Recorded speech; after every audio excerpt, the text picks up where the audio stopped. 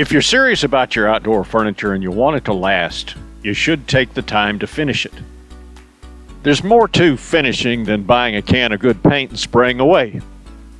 Finishing begins before assembly, and there are 4 parts: repairing surface defects, filling exposed grain, sealing, and pre-painting any tight spots. I've already posted a short video about repairing surface defects. You can watch that anytime, so I won't waste your time with it now. End grain is a problem most woodworkers either overlook or simply don't know what to do with. For my money, there's nothing more distracting than painted end grain. So here's how I fix it. You'll hear me talk a lot about Bondo. It's a wood filler.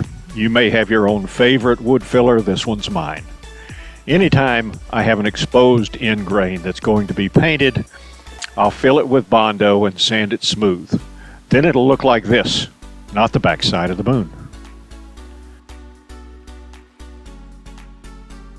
Sealing is, in my opinion, the most important pre-assembly step. If you don't do anything else, I recommend you do this.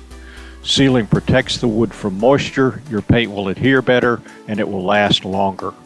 I use varnish, lacquer, or polyurethane, whatever's available. I've not tried water-based products, but I do intend to do some testing in the future.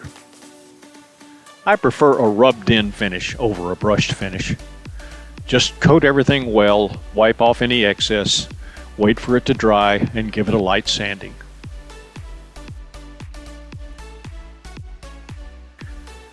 Finally, take a close look at your design. After assembly, will there be tight spots you can't reach with a brush? If so, paint them now.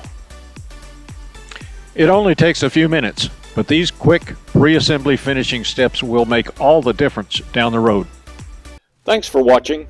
I hope you'll join us again on the next episode of The Oxford Woodworker.